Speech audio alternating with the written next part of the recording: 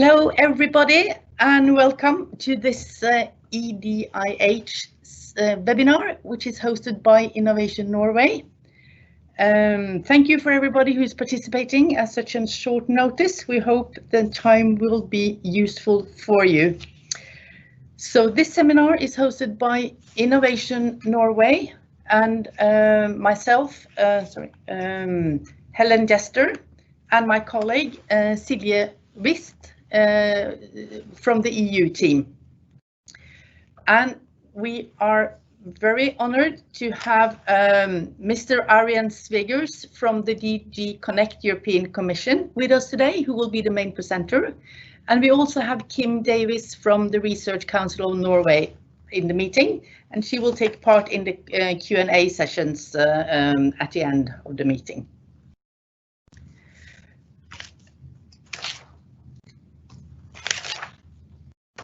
We are holding this webinar in English for two reasons. First of all, because our EU speaker, Arjen Svegers, then will be able to answer your questions towards the end in the Q&A session. And also because all the documentation, which is part of this expression of interest, is in English. And that is done deliberately to facilitate the next step for you when it comes to the EU restricted call, which is the second step. But we are here today to talk about the first step, which is the Norwegian pre-qualification. So today's agenda, we have, as I mentioned, Arjen Svegers from DG Connect, who will present Digital Innovation Hubs in Digital Europe program, the current status. We have then Silje Wist from Innovasjon Norway, who will speak about the national process. And then very importantly, we have a Q&A session. We will run, before the Q&A session, we will run everything in one go, but we urge you to use the chat function in this team live event meeting and note down the questions you have for Arjen or for Silje as you go along. But we will take them towards the end. Please write your questions in English in the chat function. And as I said, if you are directing your questions directly to one of us in the hosting group, that is the Research Council of Norway, the European Commission or Innovasjon Norway, please indicate so in the chat function if you are addressing it specifically. All questions will be picked up and answered in the Q&A session. We have set aside 2 hours for this webinar, but probably we think that 1 to 1.5 hours will be sufficient. It all depends on the number of Q&As that you will be posting. The code of conduct for this webinar is that the team live event will be recorded, so you can view the webinar again once it's published on our website.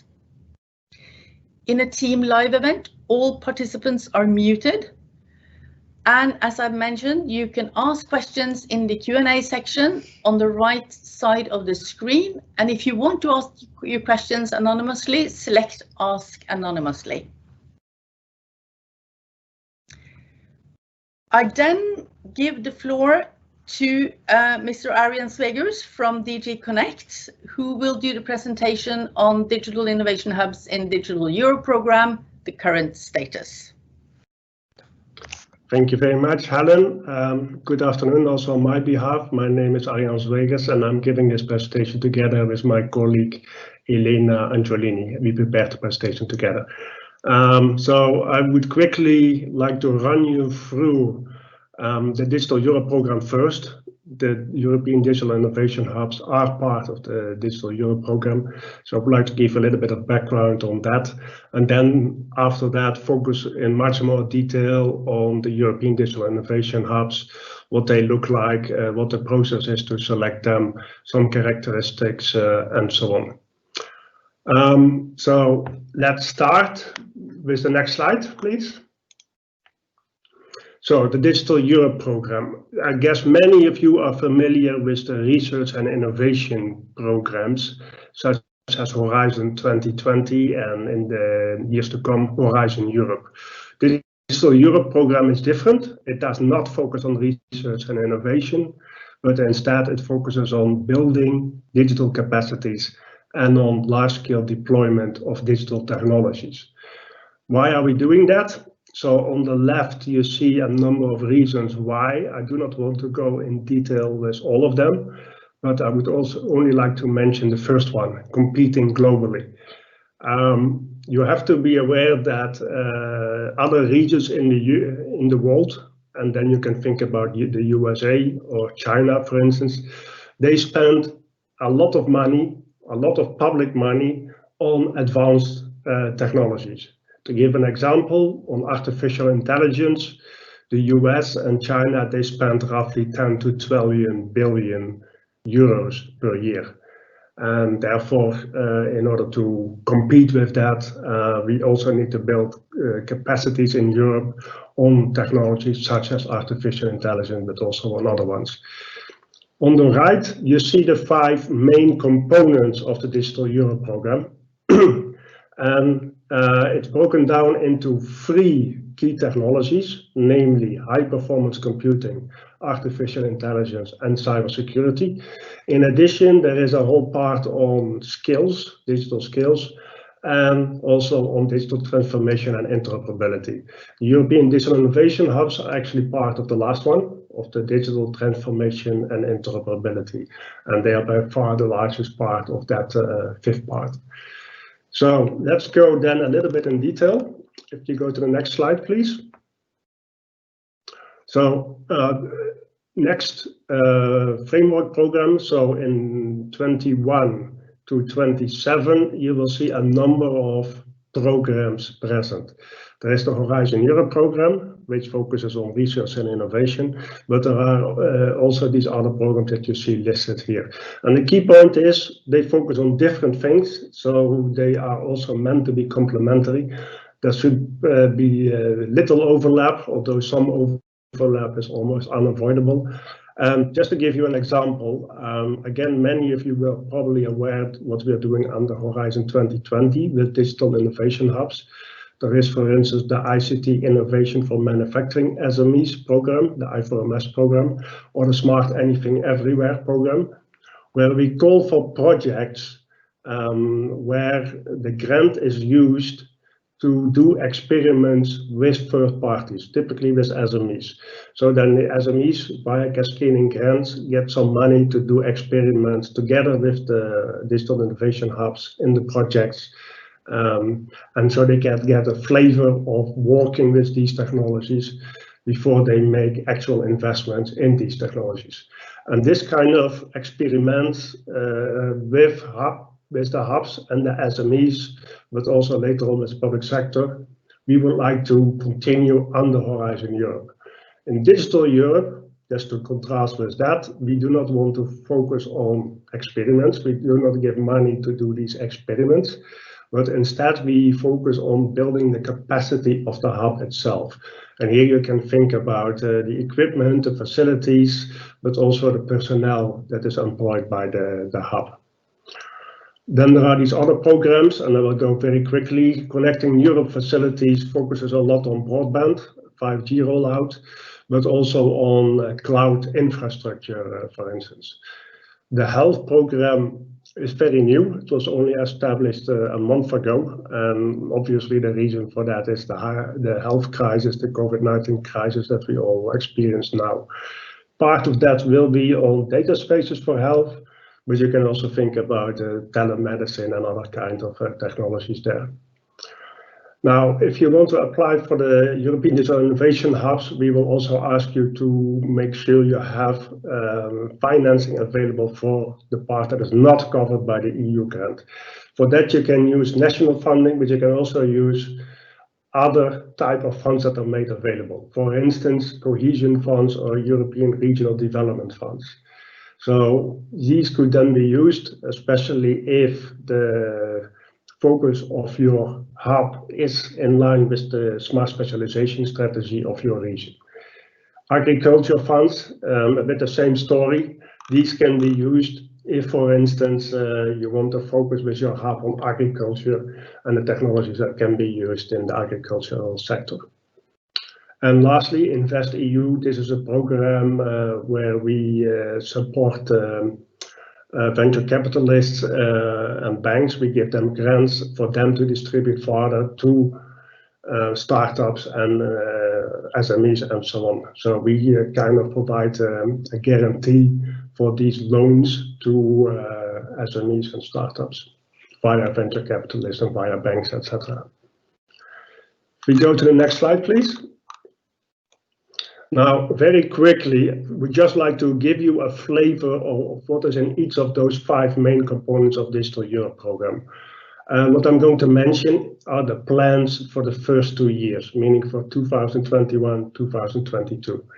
So, starting with the top one, high performance computing. Here we would like to procure exascale machines, upgrade existing supercomputers, also quantum computing is part of this. And all this is meant to increase the access to and the use of supercomputing facilities by customers later on. Artificial intelligence, there we would like to do 3 different parts. One is on data spaces, meaning we focus on how to share data between different organizations. So setting up data spaces in order to do so. This will be done for a number of sectors. For instance, manufacturing, agriculture, smart cities, cultural heritage. And if you would like to know more about that, then I would like to refer to the data strategy that was published in February, where you find the 9 sectors that are supported via these data spaces here. Second part of artificial intelligence is on testing and experimentation facilities for artificial intelligence. So the idea here is that if a company or if a research project has a new AI tool or a new AI algorithm and it would like to test it in real life circumstances or almost real life circumstances, it can go to these testing and experimentation facilities, work with the people there, get it validated, get it tested under these real life or almost real life circumstances. And these facilities will be set up for a number of areas, for instance, manufacturing, health, agriculture, smart cities. Cybersecurity. Here we are going to deploy a network of competence centers, typically on a national basis. There is also a focus on what is called the quantum communication infrastructure, and there will be industrial support for uptake of cybersecurity solutions and skills. The 4th component is about digital skills. Skills is not really a competence of the European Union. This is typically a competence of the member states. So we actually do quite limited efforts there. But what we do is under this block on advanced digital skills. And here you can think about traineeships. You can also think about short-term trainings in certain technologies and so on. So activities like that. And then the last part, the deployment block. This is where the European Digital Innovation Hubs are. But in addition to the hubs, there is also work on green and smart communities. There is a continuous investment in the CEF building blocks. There is activities related to blockchain and so on. But the main part of this one is the European Digital Innovation Hubs, and I will now go in detail into the hubs. If we can move to the next slide, please. So where do we come from and where do we stand today? Here you see a very recent report. It was published 10 days ago, the Digital Economy and Society Index, where on an annual basis we collect data about the state of digitalization, typically in industry, within the different member states. So unfortunately, Norway is not on this slide, but I'm sure that if it was pretty much to the left. And you see that based upon these characteristics, ranging from connectivity to digital public services, and you add it all together and you try to come to one index. This is the picture across the EU. So the Nordic countries are doing quite well, they're on the left, and the more eastern, southeastern countries on the right are still have some catching up to do. If you want to know more, you see the link below, and you can find more information there. Can we move to the next slide, please? So this was, let's say, the global picture, the overall picture. If you break it down, then you can say the following. One of the key characteristics, one of the key metrics that we use for digital innovation hubs is about the percentage of highly digitized companies.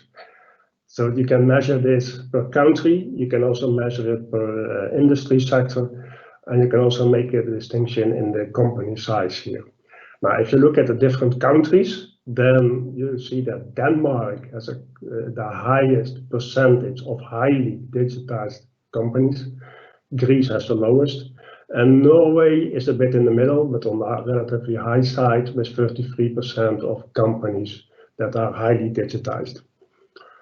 For sectors, a similar division can be made, and then across Europe, the sector which is most highly digitized is the one on computer programming, consultancy, and information services, and the construction sector is the one that is least highly digitized.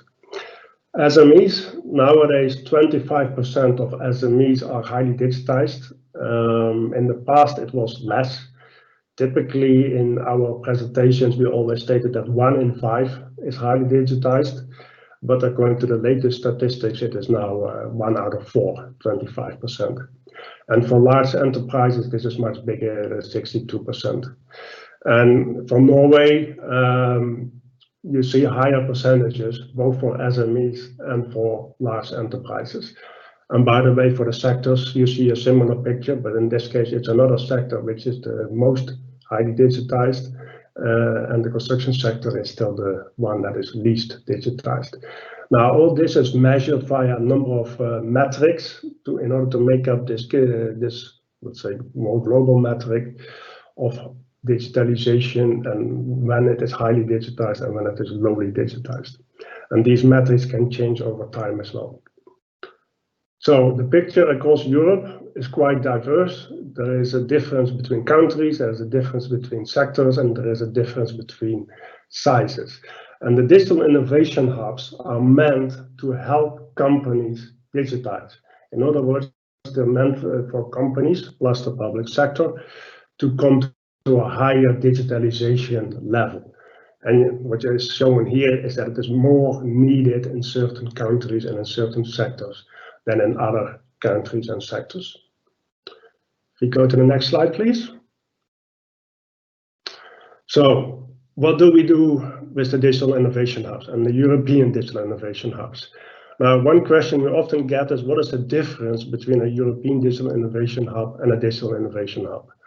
And that is actually quite simple. A European digital innovation hub is simply a digital innovation hub that gets funding that is supported by the Digital Europe program.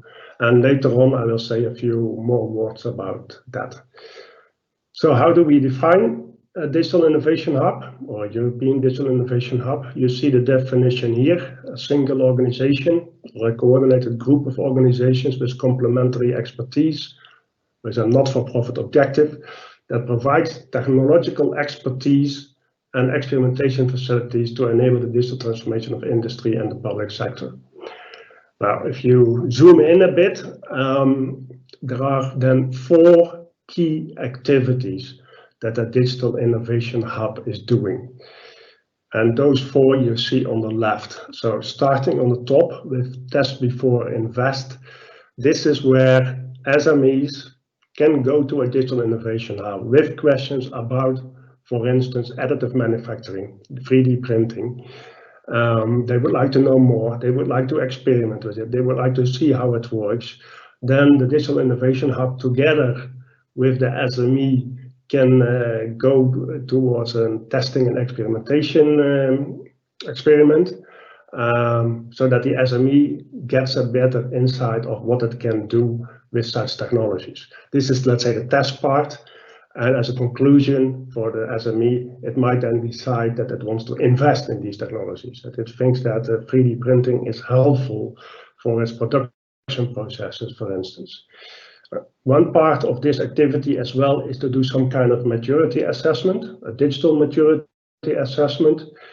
An SME that has zero knowledge of digital technologies will probably not go immediately towards 3D printing. It needs to have other technologies in place first. It needs to have a communication infrastructure in place, for instance.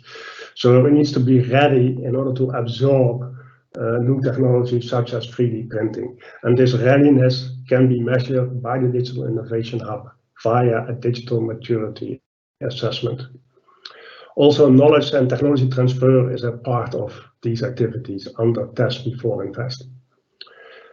So that's more the experimentation and the technology side, if you like. If we move to the next one, support to find investments, here it is more the business side. And those two, the business angle and the technology angle before, obviously are key elements of what the Digital Innovation Hub needs to support. So what is part of support to find investments? Here you can think about understanding business opportunities. To go back to the same example, the Digital Innovation Hub must be able to tell the SME that it can use 3D printing for certain purposes, and it would result in a certain business benefit or not. It can then also calculate the cost, it can calculate the return on investment, etc. So it might also help the SME with a business plan or an investment plan. And later on, it might also help an SME with providing or with finding additional investments. For instance, via contacts with banks or investors or venture capitalists or any financial institution. Then at the bottom, innovation ecosystem and networking. This is basically two parts. This is within the environment or within the region of a hub. So a hub can bring different players together. Again, to go back to the same example, if an SME comes and it would like to know more about 3D printing, the hub can then bring the SME also in contact with 3D printing providers, for instance. And the three of them, meaning the SME, the hub and the 3D printing provider, could go into a test before invest trajectory altogether. So that's one part of the innovation ecosystem within the region, within the environment of the hub, but also outside the hub, outside the region. Here you can think about the situation where an SME comes to a hub with a very detailed question about a certain technology where the hub is not that experienced in. Then the hub can make contacts to other hubs that could be more specialized in that specific technology. And together the two hubs can then help the SME in its needs. So there is this networking part between different digital innovation hubs. And the last part related to skills and training. So here you can think about providing training, but it's not necessarily providing the training itself. But the hub can also, let's say, advertise the training, host the training, facilitate the training, and then the actual training could be done by third parties. Also, traineeships could be part of this, and also short-term digital skills training courses, for instance. On the right on this slide, we list some of the typical participants in a digital innovation hub. Now, this is not meant to be prescriptive. So in other words, you don't need to have a research and technology organization per se. These are just examples, but based upon what we have seen so far, typical participants are research and technology organizations. They are technical universities, and very often in collaboration with industry associations, clusters, innovation agencies, and so on, all the ones that you see listed here. In the end, we want to go to a network of European digital innovation hubs, and we expect to come to a figure of between 200 and 250 European digital innovation hubs. We go to the next slide, please. So what is new? And what is new here you have to see as compared to what we are doing now under Horizon 2020. Under Horizon 2020, we have these programs such as ICT Innovation for Manufacturing SMEs, the I4MS program and Smart Anything Everywhere, but also others. So here you see some differences. For instance, we would like to come to supporting one hub per region, roughly one hub per region.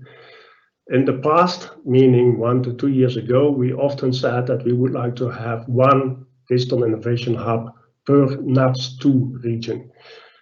In the European Union, before the UK left, there were 282 NATS2 regions. Now there are around 240. So that comes broadly in line with the figure that was on the previous slide. But we do not really want to say that it should be one hub per NATS2 region anymore. I mean, this is too prescriptive. We would like to give more flexibility, and it is more up to the countries themselves to indicate what would be the best distribution of the hubs over their country. It could in the end be one hub per region, but it could also be more than one for a certain region and 0 for another region. This is more up to the member states in their national part of the whole trajectory of the whole process here.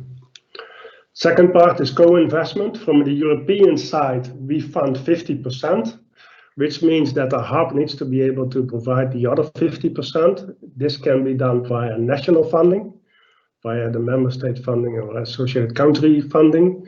It can also be regional funding. It can be these European regional development funds that I mentioned, or the agriculture funds, or perhaps others. It can also be private investments that the hub can do, but because of the not-for-profit objective that a hub needs to have, we expect that typically it will need to rely on investments by the public sector, for at least for some part. Then the third part, in Horizon 2020, we focus mostly on industry and on SMEs. In the Digital Europe program, we want to focus on the public sector as well. So it is supporting both industry and the public sector. This does not mean that one hub needs to support both industry and public sector. No, you can have hubs that focus on only on industry, or hubs that focus only on the public sector, but you can of course do both as well. Then at the bottom, the 3 key technologies under the Digital Europe program need to be represented in the focus of a European Digital Innovation Hub. So they need to have expertise on high-performance computing, artificial intelligence, or cybersecurity. This does not mean that it is, for instance, an artificial intelligence research excellence center.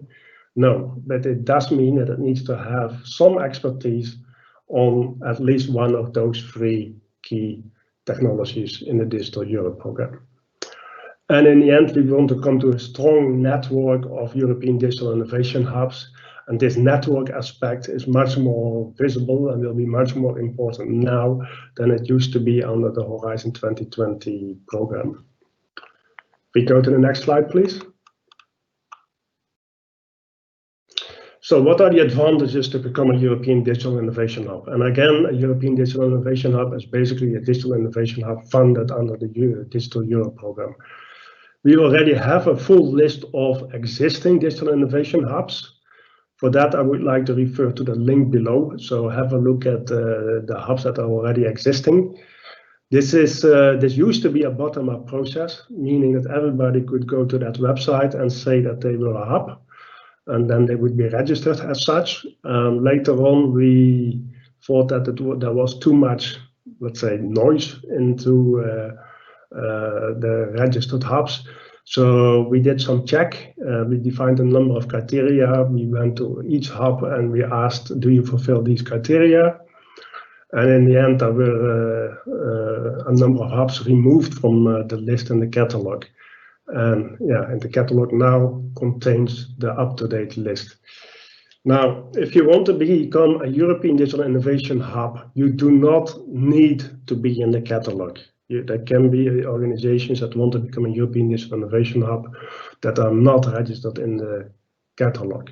And also vice versa, not every entry in the catalog will become a European Digital Innovation Hub. So what would be advantages? For instance, under the Digital Europe program for the European Digital Innovation Hubs, we give funding to build and to expand the capacity of the hub. This could be personnel, this could be facilities, equipment, and so on. So it's really focused on making sure that the capacity is increased. Then, if you are selected as a European Digital Innovation Hub, you become part of the network of European Digital Innovation Hubs. So you can use the expertise and the competence of other hubs. There will be networking between the hubs, there will be information exchange, sharing of best practices, and so on. So in other words, you will be able to better serve your clients, meaning the SMEs and public sector in your environment. And third, well, becoming a European Digital Innovation Hub is also a recognition, both by your country, but also at a European level. And that recognition basically states that you are a key participant in digital transformation processes. Obviously, you can exploit that recognition, for instance, if you want to apply for additional funding mechanisms, but that's a separate story. So if we move to the next one, please. So what should be the focus of a hub? And here we typically see some confusion.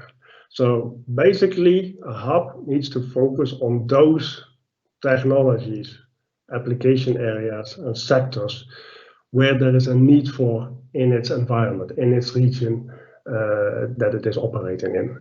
So we do like to have some focus, meaning there needs to be some expertise in the free Digital Europe program key technologies, meaning artificial intelligence, HPC, or cybersecurity. And again, I have to emphasize, this does not mean that you are a dedicated competence center in, for instance, cybersecurity. You also don't need to cover all three. I mean, if you have expertise in HPC, fine. So, but you need to be able to prove that you have expertise in one of those three. But a hub can be specialized in certain technologies, and here you see some examples. For instance, you can imagine that a certain hub focuses on supply chain integration in Industry 4.0 for the manufacturing sector, and for that it knows a lot about cybersecurity, for instance. So that could be one focus of a hub. Another example would be that the hub focuses on the construction sector and knows a lot about robotics that can be used in the construction sector processes. And for that, it knows a lot about artificial intelligence as well. I mean, things like that. So typically, since the hub is embedded in its local environment, typically a regional environment, it could follow the needs of its local stakeholders, or actually it should follow the needs of its local stakeholders. And also the smart specialization strategy of the region could be important, especially when the hub asks for regional funding as well. We go to the next slide, please. So here you see a bit how the networking of hubs works between the hubs, but also between hubs and other entities. In the middle, the European Digital Innovation Hubs are indicated. There will be networking between them. Sometimes they might need to get expertise of another hub if they can't serve the needs of an SME themselves. They bring in the expertise of another hub, and vice versa. They might be asked by other hubs to help them in serving the needs of an SME that went to those other hubs. So there is some networking and transfer of expertise between the different European Digital Innovation Hubs. In addition, under the Digital Europe program, we fund excellent centers related to artificial intelligence, related to high performance computing, related to cybersecurity. So if there is a request for specialized support from a certain hub, it can go to these dedicated and specialized centers on high performance computing, for instance. Also, vice versa, these excellent centers in high-performance computing, artificial intelligence, and cybersecurity, they will also regularly give trainings to the hubs in order to deploy their technologies to the right organizations that the hubs has contacts with. Now, how would this all work? We envisage that there is what we call a digital transformation accelerator, which is a central node that supports the whole network. So this accelerator would, for instance, organize community building events. It would facilitate training. It would organize events to share best practices. And it would also be in charge of the catalog of European digital innovation hubs as well. So, and in this catalog, you will also then find the core competences of a certain European digital innovation hub.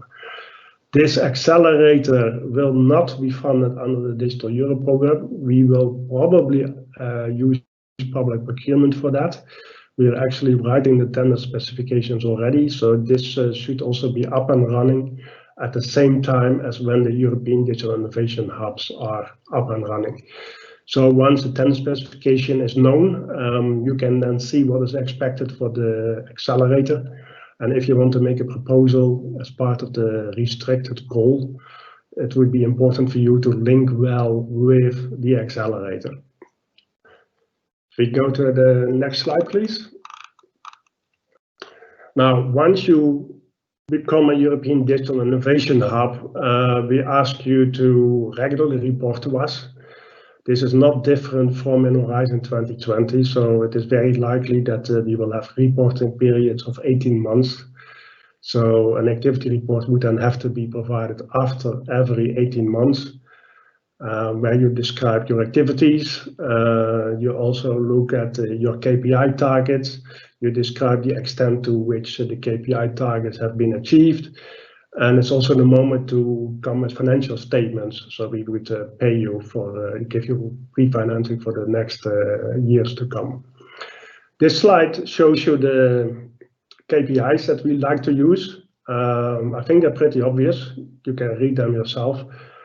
Obviously, the first one, the number of businesses that is supported by a hub, that's a key one. So this needs to be indicated every year in the reporting to us. Also, after every reporting period, there will be a review with external experts.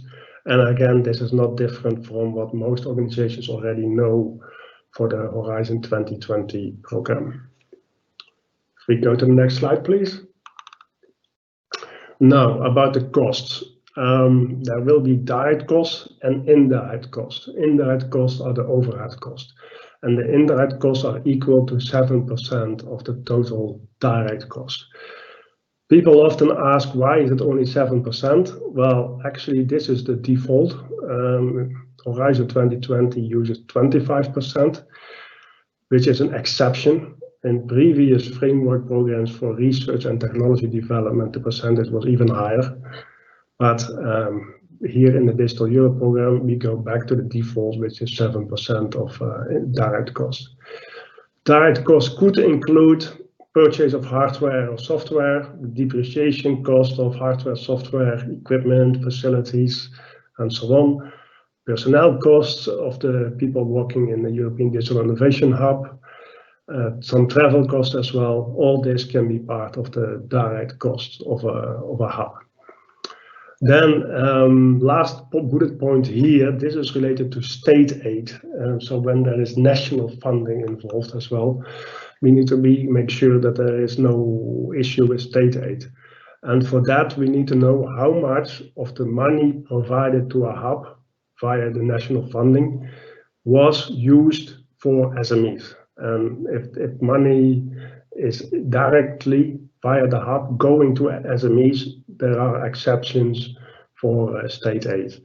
So in order to determine that, we need to have a list of services to be provided, a price list of services to be provided, and the estimated number of customers. So then you know how much of the funding will go to the SMEs indirectly via the hub. Next slide, please. Now here you see the overall picture of the selection process for the first European Digital Innovation Hubs. And as Helen mentioned before, it's basically a two-step process. We are now at the first step, obviously, and there will be a second step, namely the restricted call later on. So the Commission will launch a call for expressions of interest. This has not been done yet. The reason is that we first need to have a budget agreement on the Digital Europe program, and this is dependent on the overall budget for the 2021 to 27 period of the European Union. It's called the multi-annual financial framework, and discussions between the different countries are ongoing. So once that is done, we can have a work program and we can have a call for expression of interest. And hopefully by October we would be able to launch this expression of interest. This will then be open for a quite short time, so countries can only submit their candidate entities in a very short period of time. That's why we're already preparing for that. That's why there is this info day. That's why Norway has already started this process.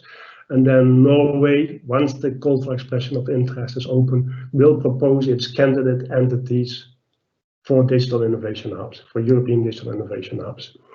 This has to be done through an open and competitive process. How Norway and other countries want to do it is up to them. We are not involved in that from the European Union. So we get a list from Norway plus from other countries as well. We make one big list. We call it the initial network. These entities on that list will then be invited for networking opportunities, and more important, they will have access to the restricted call for proposals. So the restricted call for proposals is restricted to the entities that are on this initial network list. And only they can submit a proposal, which is then evaluated with external experts. And after evaluation, there will be a list of the ranked proposals. Then other criteria come into place as well, such as geographical coverage, sectoral coverage, technological coverage. You don't want all hubs to focus on, for instance, agriculture only or on artificial intelligence only. So there should be some mixture, obviously. And therefore, there will be some balancing together with the member states on that list. And then finally, those selected entities will become European Digital Innovation Hubs. They will get a contract and they can start operating. So in the document that we have provided, in this case, section 3.2, the guidance document gives more detail about what the member states need to provide to us. But I guess also Silje will go in more detail later on. If we go to the next step, please. What is happening now? So the member states and associated countries such as Norway, they need to designate their hubs, their candidate entities for hubs by October of this year. They can use a light process, for instance, expression of interest. They don't need to identify the full consortium, but at least the core partners of a European Digital Innovation Hub. And how they do that is completely up to the countries. From the Commission side, we do a little communication campaign, and this info day is part of that. We are dependent on the budget discussions, as I mentioned. There will be a networking event originally planned in Luxembourg, but it will be virtual now on 9, 10 or 11 of November, probably 2 out of those 3 days. And after that, we will have the restricted call, which hopefully can be launched in the 4th quarter of this year. If you go to the next step, please. And I'm coming towards the end now. So if you would like to know more information, then please have a look at these links. In particular, the guidance document that I mentioned, and many of the slides I used are directly coming from this guidance document. So please have a look at that document. We will also very soon publish a frequently asked questions. Maybe still today, maybe tomorrow, or otherwise next week, this frequently asked questions document will be published. And you can go there probably from the second link. There will be a link to this frequently asked questions document. So this will change regularly based upon the questions we get. So I urge you to go back to that document now and then to see what has changed. Next slide, please. So if you would like to know more information, please do not hesitate to contact us. You can contact Elena, you can contact me. And I would like to leave it with this and just would like to wish you good luck in the overall process. I'm looking forward to your questions. Thank you.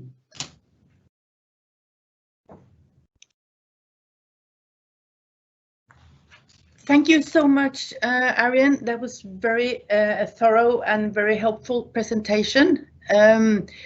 You in the audience may have questions for Arjen, and I remind you that you can put them in the chat function and we will answer them towards the end of this webinar. We now proceed to the next speaker, which is my colleague Silje Wiss in Innovasjon Norge, and she will take us through the national process.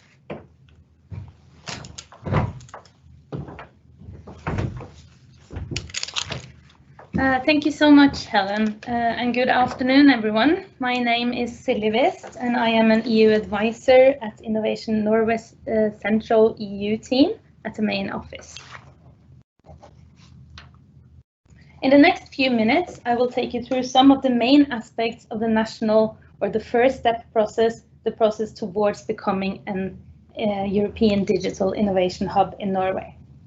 And this is the process to which the call for expression of interest relates. Please be aware that the next slides contains a lot of text, mainly from the expression of interest. I will present the most important features of the call and then talk a little bit around some of the main aspects. But first, let's take a short look at the Digital Euro program and Norway.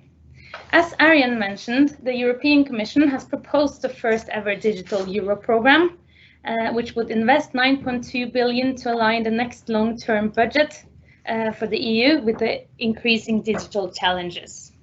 And the digital innovation hubs will play an important role in Digital Europe program. It's important to note that for Norway, the European Digital Innovation Hubs in Norway is fully dependent on a Norwegian association to the Digital Europe program. And this decision is not yet taken at national level. But because of the quite short deadline to nominate the designated list of Norwegian potential EDIH, this expression of interest had to be published before the decision is taken at national level. So this is just important to remember. I'd also like to mention, as Arjen said, that they foresee around 240 European digital innovation hubs in Europe. And if Norway associates to the overall program, we foresee between 3 to 5 European digital innovation hubs in Norway. So let's take a look at the overall process towards becoming an EDIH. Well, as Arjen mentioned, this is a two-step process. And the first step is the national call for expression of interest, which is resulting in the designation of a Norwegian list of potential hubs. And this is the part of the process that I will take you through now. And the second step, as Arjen also mentioned, will be launched by the EU at a later stage, and it will be inviting all the designated and eligible hubs to respond to a restricted EU call for proposal. So just to begin, just a few words on national funding, because it's important to note that at this stage there will be no new national funds available specifically for the Norwegian European Digital Innovation Hubs nomination. That means that the call is more or less directed towards entities that already receives national funding and deliver quite similar services to the one we foresee under the European Digital Innovation Hubs. So national funding that can match the EC grant or the funding from the European Commission can be existing public funding, so national, regional and local. It can also be some sort of in-kind contribution, private investments and probably also other sources. Also, the European Commission expects that the European Digital Innovation Hubs will be self-supported by the end of the Digital Euro program, so within 7 years. So that's also an important aspect to keep in mind.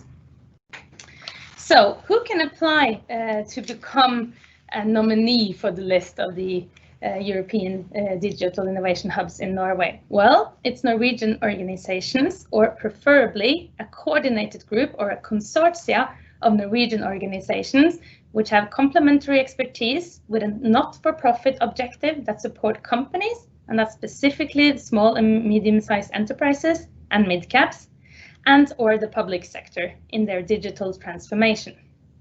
And the Norwegian European Digital Innovation Hubs should, as far as possible, build on existing initiatives that already have national, regional, or local funding, as I mentioned previously.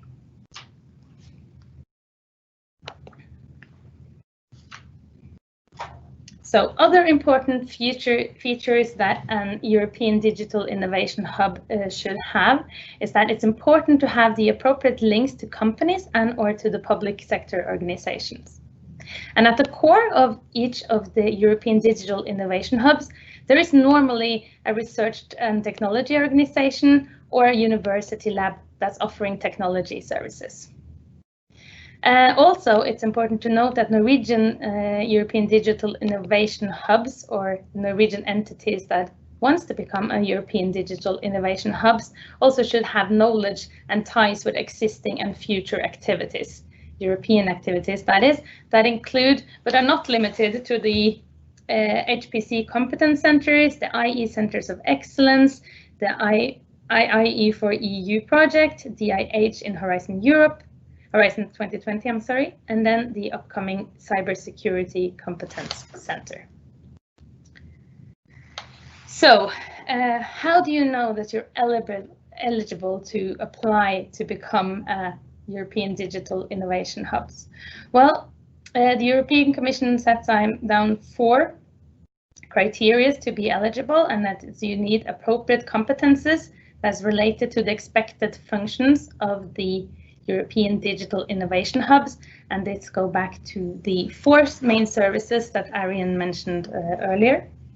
They also have to have the appropriate management capacity, appropriate staff and infrastructure that is necessary to carry out the work and the function of the European Digital Innovation Hubs. You also need to have the operational and legal means to apply to the administrative and contractual and financial management rules that's laid down by the EU. And then, last but not least, you need to have the appropriate financial viability. This goes back to the national part of the funding process, which is corresponding to the level of EU funds. Okay, so what about the national evaluation criteria? For this round, we have put down 3 sets of criteria at national level. The first one is the overall potential of the European Digital Innovation Hub in Norway. The second is the consortium as a whole, and the third is the implementation part. So, the overall potential of the European Digital Innovation Hub. The overall potential of the European Digital Innovation Hub in Norway is that it has to show its relevance to Norwegian SMEs and or to the public sector in Norway for the area of which the application or technology area applies. The proposed European Digital Innovation Hub must have a high degree of maturity and has to be able to show that it will be able to deliver all the 4 services or functions that were mentioned previously by Arian and which is expected to be delivered by the European Digital Innovation Hubs. Also, you have to be aware that the services that you provide meet an identified need of the specific target group in that specific region or at national level. And then last, the potential to build a competitive innovation hub that is an attractive partner in a European perspective. And this is the European dimension and the aspects of working together with other European digital innovation hubs in Europe. The second national criteria, and the thing we will look at when we evaluate the proposals, is the consortium as a whole. And this is all about how the different partners in the consortia you build and the skills and the experiment, how they complement each other and correspond to the services that should be provided by the European digital innovation hubs. Again, the 4 different kinds of services. The role and relevance of each party of the consortium must be clear when you write your expression of interest. Secondly, the ability of the applicant, and if so, the consortium, to carry out the work of the Innovation Hub and provide proposed services to the target group, which is SMEs and/or the public sector. And the third and final national set of criteria is implementation of the work. So how can the plans and the approaches of the work of the proposed European digital innovation hubs be credible and in relation to the overall goals of the EDIH'ers? It's also about the long-term credibility for each hub and the sustainability of the proposed EDIH, including the financial viability. And it's important to show that you have the necessary infrastructure and that is available and in the appropriate format for the work that your EDIH are intended to carry out. And finally, the described decision and administration structure for the consortium is relevant and appropriate. You have to show that. So that was the 3 sets of criteria that we will take a particular look at here at national level.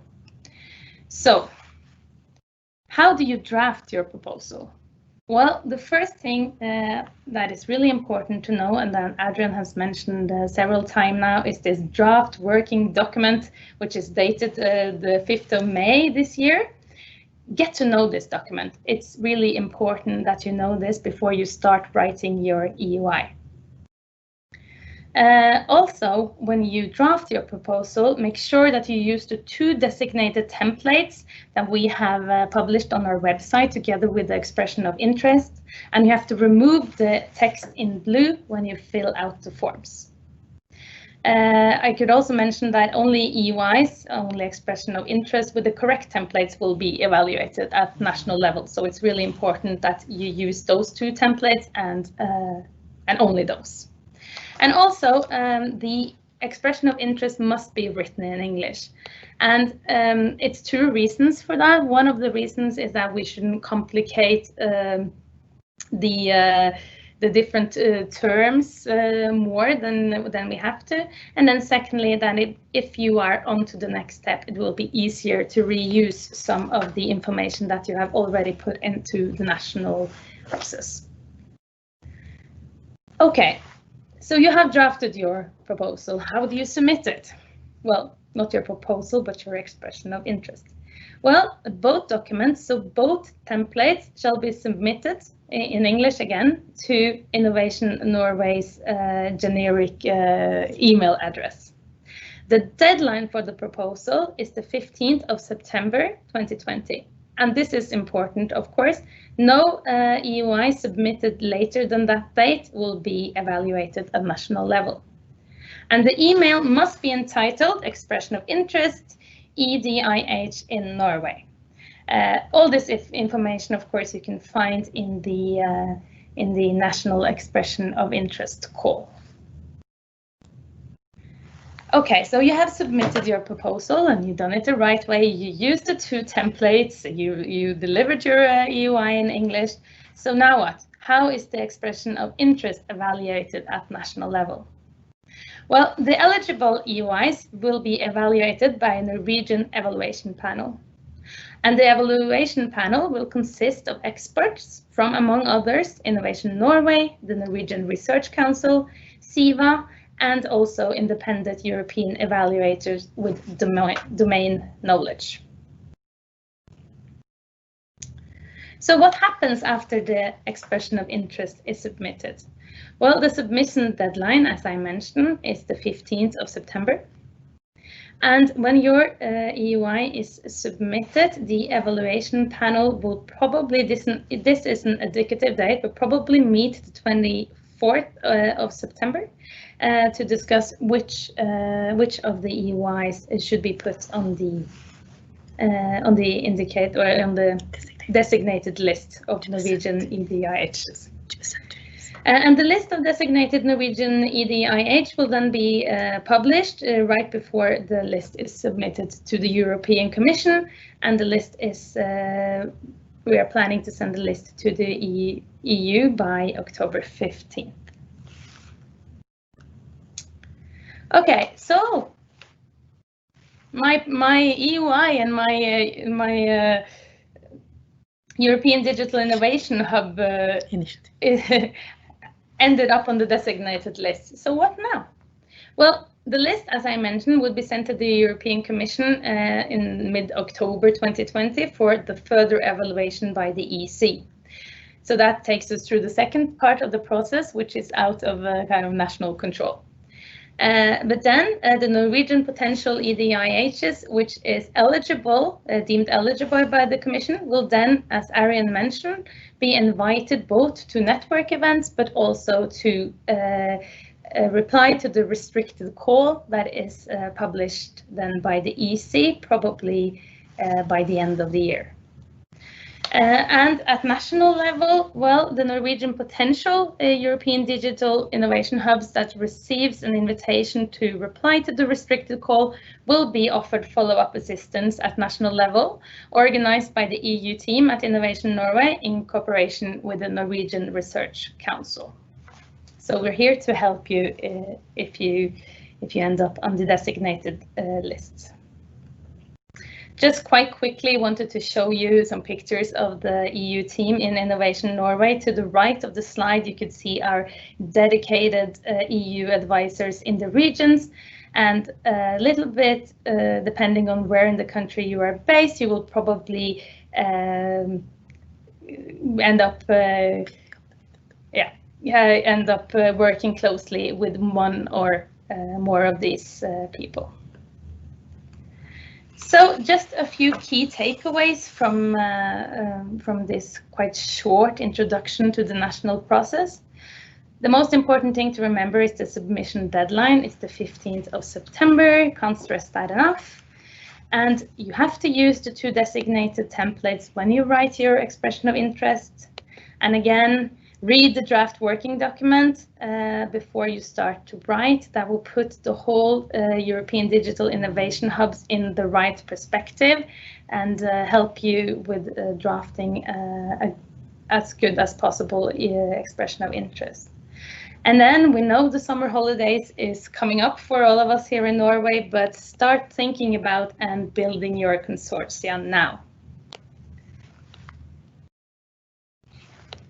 So thank you very much. That was the short presentation from my side. Thank you very much, Silje.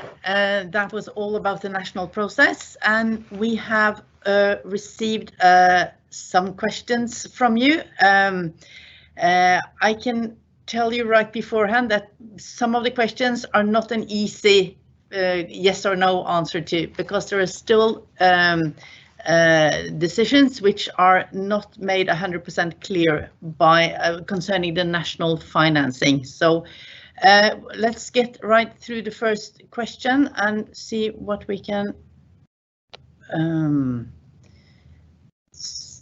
Just a second. Just have to mention here that for answering the questions, we also have with us, of course, Arian from the European Commission, but also Kim Davids from the Research Council of Norway.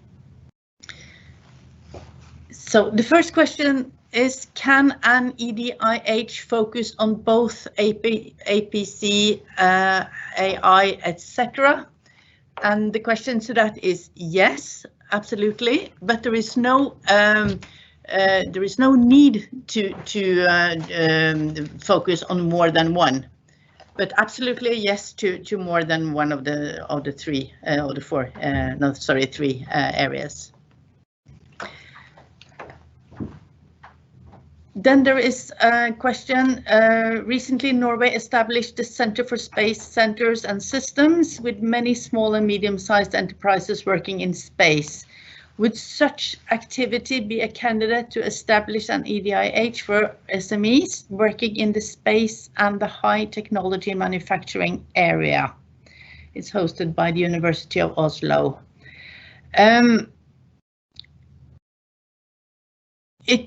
It's not an easy yes or no, but from the ministries involved, which is the Kommunal and moderniseringsdepartementet and Nærings- og fiskeridepartementet, it's very clearly that there is no new national financing put up for EDIH in Norway. That means you will have to have financing from other national schemes which are very much supporting the same activities as an EDIH is meant to deliver, so that you would that would match in a sense.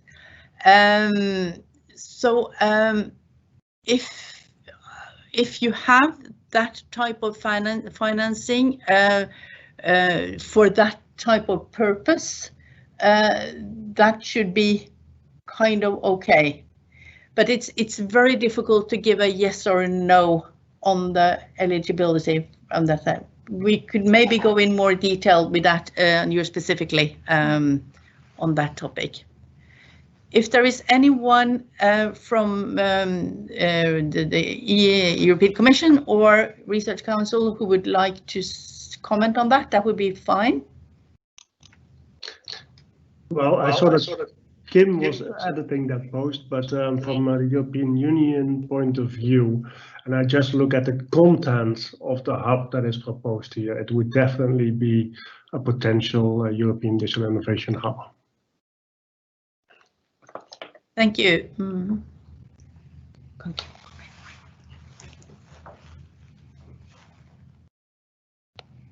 Let's go to the next question.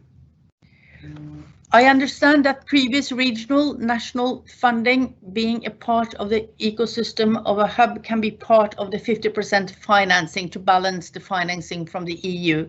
Could you elaborate on this, please?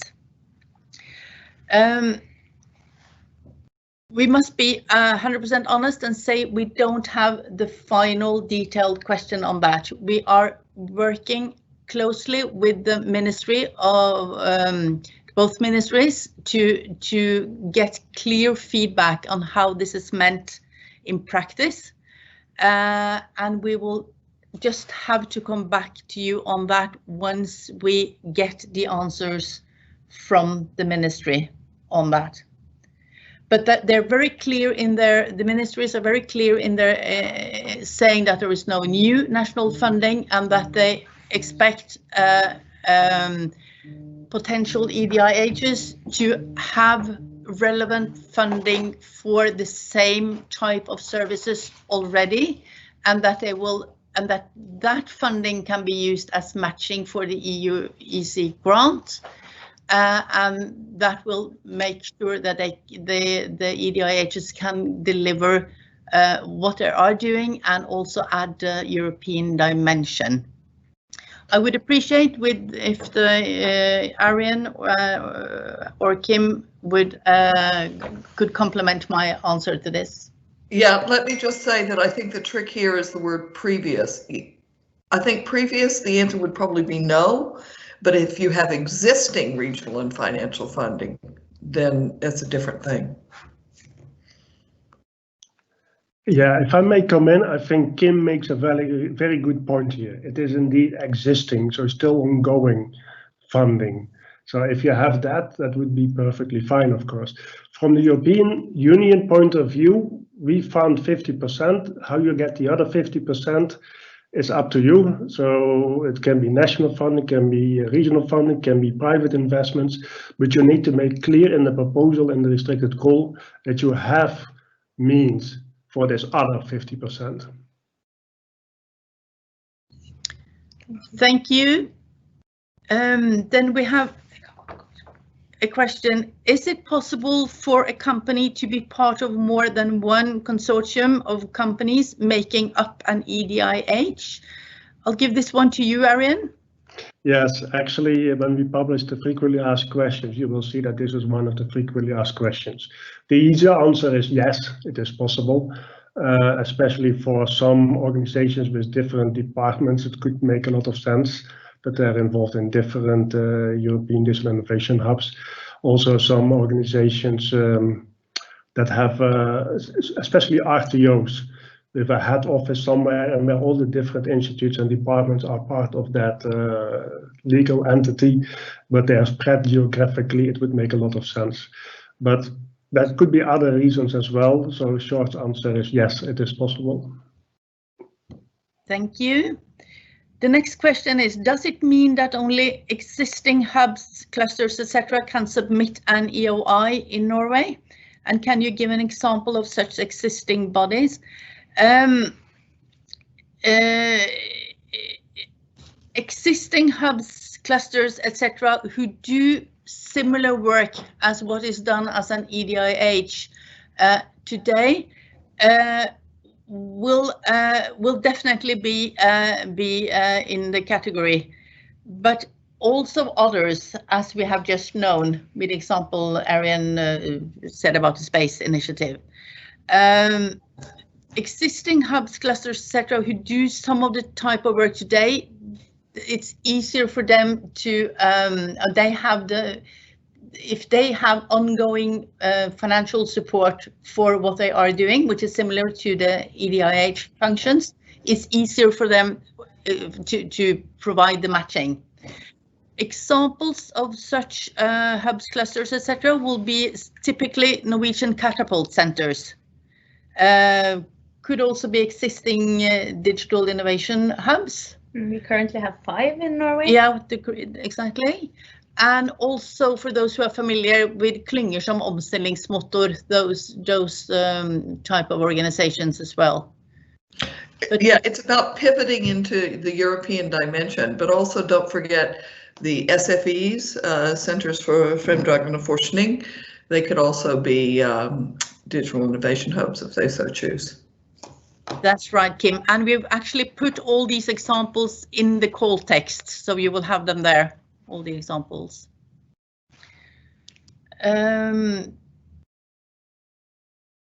Will there be any consultations before you publish your recommendations, is a question here.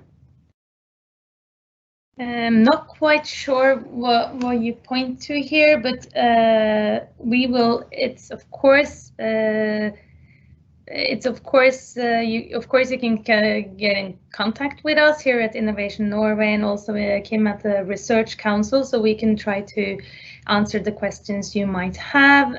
We will set up a new information meeting over the summer, so by the end, somewhere in the end of August, there will be another information meeting where we hopefully have some more information.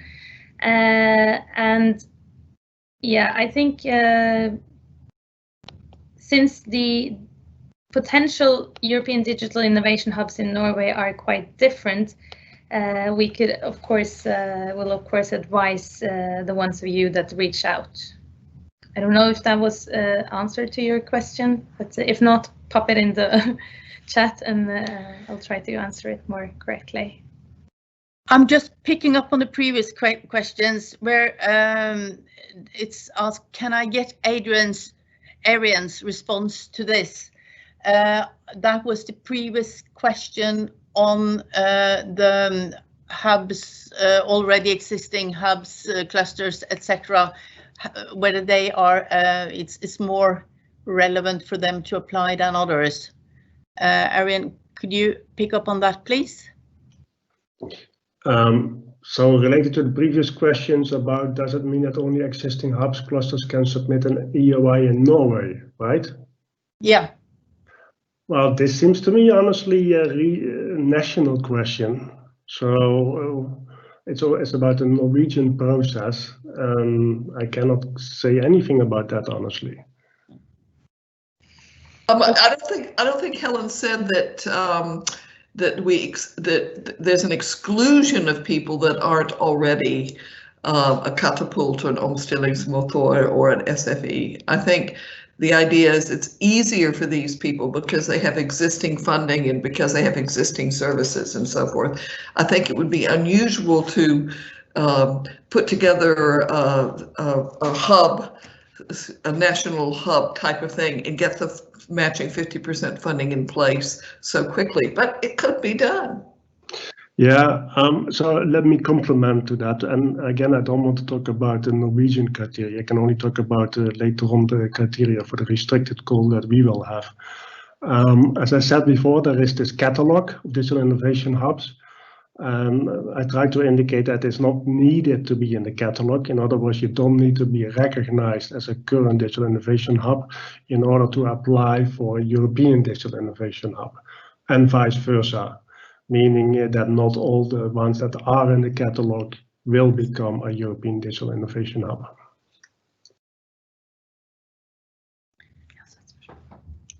Thank you. Do we have more questions in the chat? We do. Can you please share all the slides? Just have to check with you, Arian, if it's okay to share your slide, that we share your slide deck. Certainly. Thank you. That will be done then. Then we have a question. What will be the weight priority on private versus public sector case focus, and may it differ in Norway? Differ on the Norway and EC level. Could you start answering that, Arian, you think?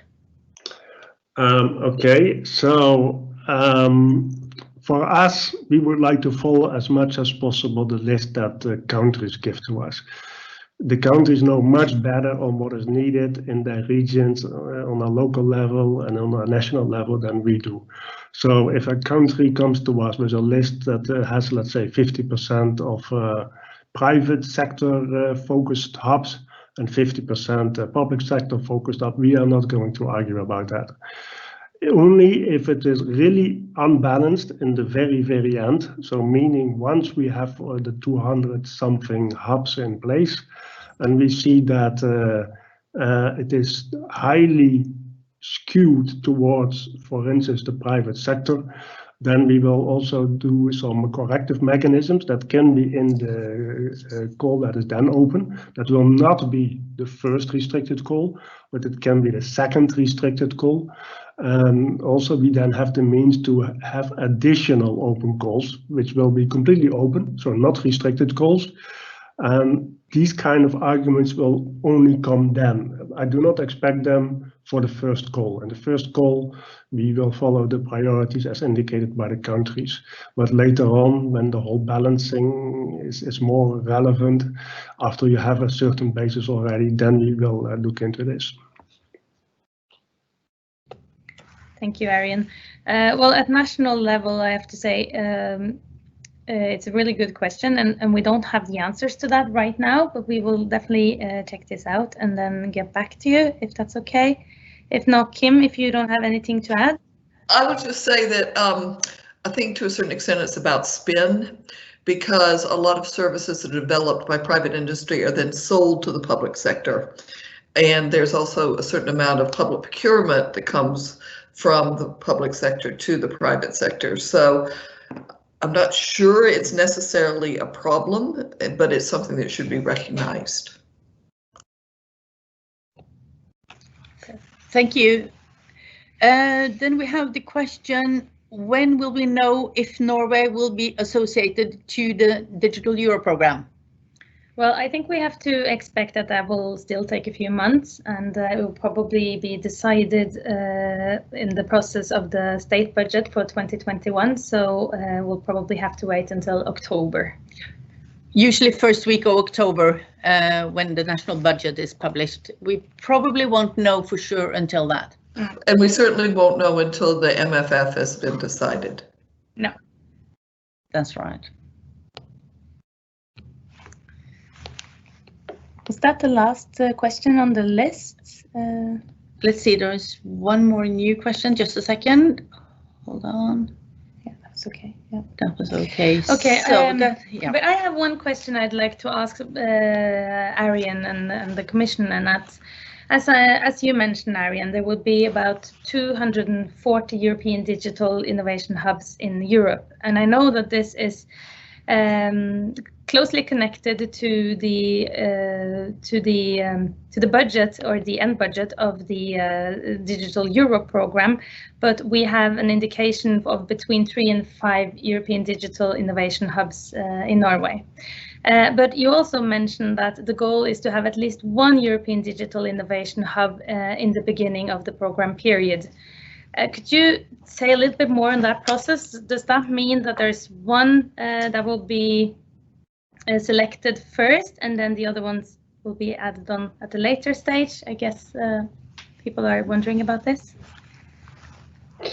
Well, Celia, as you indicated, indeed, it is very much linked to the budget. So we would have to look at how much money there is for Digital Europe program as a whole, then which part can be reserved for the European Digital Innovation Hubs, and then which part we are going to use for the first work program, meaning for 2021 and 2022, and then again for the first restricted goal. So just to give you a ballpark figure, I can imagine that for the first restricted goal, it will be a budget of, let's say, 150 to 200 million euro, something like that. And that would be roughly 25 to 30% of the overall spending that we envisage for the European Digital Innovation Hubs under the Digital Europe program. So just let's take an easy example. Let's say it is 25%. This would then mean that the numbers you see in the document, there is this long table of budgets and expected hubs per countries, that in the very first call we would then fund 25% of those numbers. Now, some countries, especially the smaller countries, they will only have 1 or 2 hubs. For instance, Cyprus is in that list with a minimum of 1 and a maximum of 2. And as you said, we do want to have each country to have already 1 hub after the first call. It means that Cyprus gets already 1 hub, for instance. That would also then mean that bigger countries, like, I don't know, France, for instance, which has between 14 and 29, according to the table, they perhaps get a bit less than 25% of that. So in the end, this is how it will go roughly. For us, it's also important that in the first restricted goals, we already fund a majority. So the numbers I just gave, the 25%, is probably a bit on the low end. So you might actually expect more in the beginning. Because also it is for us important to have the hubs in place as soon as possible.